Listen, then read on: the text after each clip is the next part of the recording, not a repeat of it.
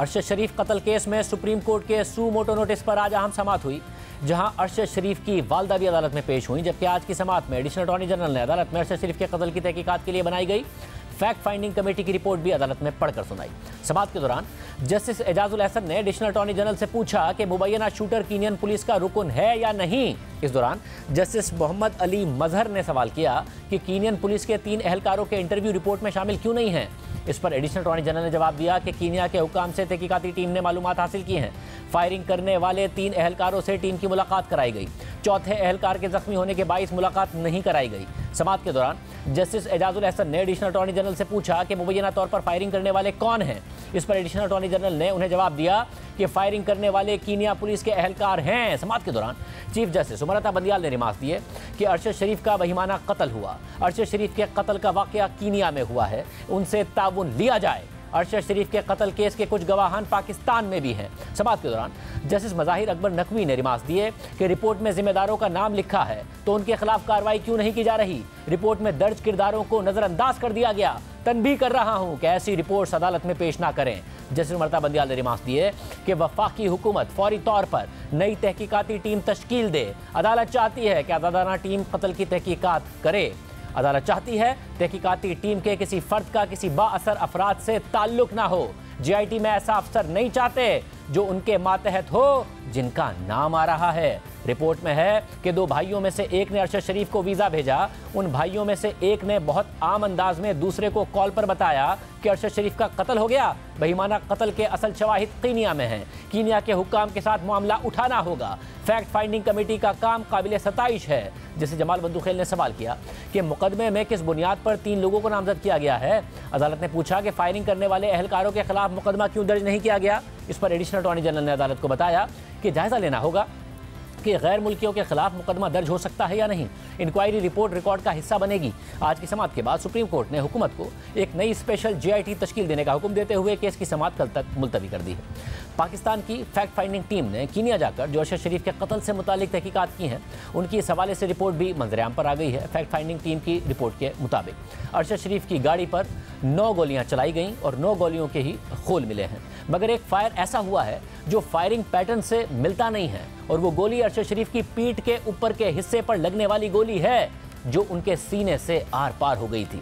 अरशद शरीफ को यह जख्म करीब से आया है, अलबत्ता इसे पॉइंट ब्लैंक रेंज के नतीजे में आने वाला जख्म नहीं कह सकते, लेकिन फायरिंग पैटर्न को मद्देनजर रखते हुए यह जख्म उनकी सीट को पंक्चर करते हुए उन्हें आना चाहिए था, क्योंकि फायरिंग का पैटर्न ऐसा था कि उन्हें यह गोली सिर्फ उसी सूरत ही लग सकती थी। अरशद शरीफ का कद 5 फीट 7 इंच था और वो V8 लैंड क्रूजर की पैसेंजर सीट पर बैठे थे और उन्हें गोली पैसेंजर सीट को पंक्चर किए बगैर लगी है, जबकि गाड़ी के ड्राइवर का दरवाजा और खिड़की को कोई नुकसान ही नहीं हुआ है और ड्राइवर की सीट पर खून के कोई धब्बे भी मौजूद नहीं थे, जो कि एक पुरतजस्सुस बात है, क्योंकि अरशद शरीफ को लगने वाली गोलियों में से एक जख्म उनके सर पर आया था, जिससे उनकी सीट के इर्द गिर्द खून के निशानात फैल गए थे, मगर इससे ड्राइवर की साइड पर कोई खून के धब्बे नहीं पड़े। फैक्ट फाइंडिंग टीम की रिपोर्ट के मुताबिक खुर्रम अहमद और पुलिस अफसरान ने अपने इंटरव्यू में कहा है कि जो फायरिंग हुई है वो चलती हुई गाड़ी पर हुई है, मगर जो फायरिंग का तरीकाकार था वो इस दावे को सपोर्ट नहीं करता। हकीकत यह है कि ड्राइवर की तरफ के दरवाजे और खिड़की को कोई नुकसान नहीं पहुंचा और फायरिंग का निशाना सिर्फ पैसेंजर की तरफ महदूद था, जो इस मौक़िफ़ को गलत साबित करता है कि फायरिंग चलती हुई गाड़ी पर की गई है। ये बात ज़्यादा काबिल एतबार हो सकती है कि फायरिंग सही तरीके से निशाना लेकर एक रुकी हुई गाड़ी पर की गई हो और अरशद शरीफ की पीठ पर गोली लगना, मगर नतीजतन पैसेंजर सीट पर पंक्चर का निशान तक ना होना इस बात की तरफ इशारा करता है कि आया अरशद शरीफ को ये गोली गाड़ी में सवार होने से पहले लगी हो या अरशद शरीफ को ये गोली गाड़ी के अंदर से बहुत करीब रेंज से लगी हो और चलती हुई गाड़ी पर ना लगी हो। फैक्ट फाइंडिंग टीम की रिपोर्ट के मुताबिक कीनिया के पुलिस अफसरान का दावा है कि उन्होंने अरशद शरीफ की गाड़ी रोकने की कोशिश की और गाड़ी नहीं रुकी और गाड़ी के अंदर से फायरिंग की गई, जिससे एक पुलिस अफसर ने शोर मचाया कि उसे गोली लग गई है और नतीजतन पुलिस अफसरान ने गाड़ी पर फायरिंग शुरू कर दी और जिस पुलिस अफसर को हाथ में गोली लगी थी उसने भी गाड़ी पर अपने जख्मी हाथ से 3 गोलियां फायर कर दी।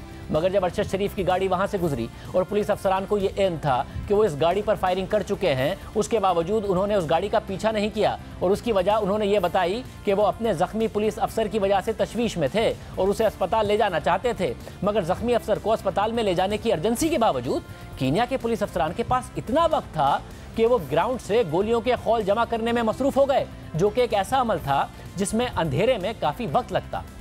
पुलिस अफसरान ने ग्राउंड से तमाम गोलियों के खौल जमा किए और वो फिर अपने कैंप में चले गए। और कीनिया के 4 पुलिस अफसरान में से जख्मी होने वाला अफसर वो वाहिद अफसर था जिसका फैक्ट फाइंडिंग टीम को इंटरव्यू ये कहकर नहीं दिया गया कि वो अभी जख्मों से सेहतियाब हो रहा है, इसलिए ये नहीं कहा जा सकता कि वो वाकई जख्मी हुआ भी था या नहीं। फैक्ट फाइंडिंग टीम की रिपोर्ट के मुताबिक खुर्रम अहमद जो गाड़ी चला रहा था उसका दावा है कि 8:30 बजे वो और अरशद शरीफ बारबेक्यू की साइट से नरूबी जाने के लिए निकले और वो गाड़ी 40 से 50 किलोमीटर फी घंटे की रफ्तार से चला रहे थे। और खुर्रम के मुताबिक उन्होंने जाए वक़ुआ पर एक सीधी लकीर पर कुछ पत्थर बिखरे हुए देखे और फिर इस ख्याल से कि डाकुओं की तरफ से ये किया गया होगा, खुर्रम ने अपनी गाड़ी की रफ्तार कुछ सुस्त की ताकि वो इस पथरीले रास्ते से गुजर सकें। और जैसे ही उन्होंने ऐसा किया तो उन पर फायरिंग शुरू हो गई और उन्होंने गाड़ी भगाना शुरू कर दी। खुर्रम ने इस बात की तरदीद की है कि उन्होंने सड़क पर ना पुलिस की गाड़ी की हेडलाइट्स देखी और ना ही टॉर्च लाइट्स देखी, जैसा कि पुलिस अफसरान ने दावा किया था। फैक्ट फाइंडिंग टीम की रिपोर्ट के मुताबिक पुलिस अफसरान ने दावा किया था कि उन्हें रोड ब्लॉक करने के लिए सिर्फ 1 घंटा पहले तैनात किया गया था, मगर जाए वक़ुआ का जायजा लेने के बाद करीब की झाड़ियों में बियर के खाली डब्बे मिले हैं जो इस बात की तरफ इशारा करते हैं कि जो लोग यहाँ पर मौजूद थे वो कुछ वक्त से ज़्यादा इंतजार कर रहे थे। फैक्ट फाइंडिंग टीम की रिपोर्ट के मुताबिक पुलिस अफसरान और खुर्रम के बयानात एक दूसरे से मुतजाद हैं। अरशद शरीफ की लाश का कीनिया और पाकिस्तान में पोस्टमार्टम किया गया और टीम ने दोनों रिपोर्ट्स का जायजा लिया है। कीनिया की रिपोर्ट बहुत ही बुनियादी रिपोर्ट है, जबकि पाकिस्तान में एक तफसीली मुआयना किया गया है। एक बात जो पाकिस्तान की रिपोर्ट में काबिल जिक्र है वो ये है कि अरशद शरीफ के बाएं हाथ की 4 उंगलियों के नाखून मौजूद नहीं थे और दोनों हाथों पर जख्मों के निशानात थे। और डॉक्टर्स ने टीम को बताया है कि यह आखिरी वक्त में स्ट्रगल करने के निशानात हो सकते हैं और ऐसा लगता है कि मरने वाले शख्स पर तशद्दुद किया गया था और यह हक़ाइक़ कीनिया की रिपोर्ट में मौजूद नहीं थे। इसके अलावा पाकिस्तान की रिपोर्ट में यह निशानदेही भी की गई थी कि अरशद शरीफ की एक पसली टूटी हुई है और उनकी लाश से एक मेटल पीस भी निकला है और ये बात भी कीनिया की रिपोर्ट में मौजूद नहीं थी, जबकि कीनिया की रिपोर्ट में जो चीज़ें सैंपल के तौर पर ली गई थी उसमें लफ्ज़ नाखून भी मौजूद था, लेकिन कितने नाखून सैंपल के तौर पर लिए गए थे ये बात मौजूद नहीं थी। इस हवाले से टीम ने कीनिया के डॉक्टर से रब्ता भी किया मगर कोई जवाब नहीं दिया गया। पाकिस्तान की पोस्टमार्टम रिपोर्ट में अरशद शरीफ की लाश पर 12 जख्मों की निशानदेही की गई है, जबकि कीनिया की रिपोर्ट में सिर्फ 2 जख्मों की निशानदेही की गई है जो गोलियां लगने के जख्म थे। इसलिए यह मामला कि अरशद शरीफ पर उनकी मौत से पहले तशद्दुद किया गया या नहीं, इसे उस वक्त तक साबित नहीं किया जा सकता जब तक कीनिया के डॉक्टर्स इसकी तस्दीक नहीं करते। जिसके बाद फैक्ट फाइंडिंग रिपोर्ट में अरशद शरीफ की ट्रैवल हिस्ट्री से मुताल्लिक भी तफसीलात बताई गई हैं और लिखा है कि अरशद शरीफ 10 अगस्त को पेशावर के बाचा खान एयरपोर्ट से मुत्तहदा अरब अमारात के लिए निकले और अरशद शरीफ का यह विजिट रिटर्न टिकट पर था और रिटर्न की तारीख 9 सितंबर की थी। अरशद शरीफ का मुत्तहदा अरब अमारात का वीज़ा 20 जून 2022 को जारी हुआ और वह 18 अगस्त 2022 तक एंट्री के लिए वैलिड था। इस तरह अरशद शरीफ जब कीनिया के लिए निकले तो उनके पास मुत्तहदा अरब अमारात के लिए 20 दिन का वैलिड वीज़ा था, यानी वो मजीद मुत्तहदा अरब अमारात में रुक सकते थे।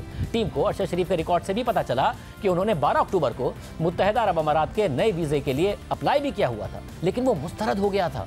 अरशद शरीफ ने कीनिया के वीज़े के लिए भी अप्लाई किया हुआ था जो उन्हें 19 अगस्त को जारी हुआ। इसमें कीनिया के रहने वाले वक़ार अहमद का नंबर भी दर्ज था। अरशद शरीफ 20 अगस्त को नैरोबी के लिए निकले और उन्होंने 19 सितंबर को वापसी दुबई के लिए और फिर दुबई से कराची के लिए टिकट भी बुक किया हुआ था। फैक्ट फाइंडिंग टीम को यह बात भी पता चली कि अरशद शरीफ के पास कुवैत का भी वैलिड वीज़ा मौजूद था जो उन्हें 7 सितंबर 2022 को जारी हुआ था और जिसकी मुद्दत 6 दिसंबर 2022 को ख़त्म होनी थी और ये visa private sector work visa की कैटेगरी का था। जिसके बाद फैक्ट फाइंडिंग टीम ने अरशद शरीफ के मुल्क छोड़ने से मुताल्लिक हालात पर भी तफसील से जिक्र किया है जो बहुत अहम है। रिपोर्ट के मुताबिक अरशद शरीफ के ख़ानदान के अफराद और दोस्तों का कहना है कि उन्हें धमकियां मिल रही थीं, लेकिन इस हवाले से ऐसा कोई बराह रास्त सबूत मौजूद नहीं है जो ये निशानदही करता हो कि कौन उन्हें धमकियां देने में मुलविस था। टीम ने अरशद शरीफ से मुतालिक पाकिस्तान में केसेस का डेटा भी इकट्ठा किया और ये बात इल्म में आई कि पाकिस्तान में अरशद शरीफ के खिलाफ 16 मुकदमात बनाए गए। ये बात भी काबिल जिक्र है कि अरशद शरीफ पर एक ही दिन में 3 मुकदमात बनाए गए। 19 मई को अरशद शरीफ के खिलाफ 3 मुकदमात बनाए गए, फिर 20 मई को अरशद शरीफ पर 3 मुकदमात बनाए गए, जो इस शुबे को जन्म देता है कि ये केसेस मतलूबा एहतियात के बगैर बनाए जा रहे थे। ज़्यादातर केसेस प्राइवेट शिकायत कुनंदा की तरफ से दर्ज हुए जो या तो कारकुनान थे या फिर छोटे ताजिर थे। एक मुकदमा उन पर मलीर में SHO की शिकायत पर दर्ज हुआ और इन तमाम मुकदमात के इल्ज़ामात एक ही थे कि अरशद शरीफ फ़ौज और आर्मी चीफ के खिलाफ झूठे प्रोपेगेंडे में मुलविस हैं। SHO मेमन गोट अतीकुर रहमान 29 नवंबर को टीम के सामने पेश हुए और उन्होंने कहा कि SSP मलीर इरफान बहादुर ने उन्हें कराची में लकी स्टार के करीब खुफिया एजेंसी के दफ्तर पहुंचने का कहा, जहां 3 अफसरान पहले से मौजूद थे और कहा गया कि अरशद शरीफ, हम्माद यूसुफ और दीगर के खिलाफ मुकदमा बनाना है।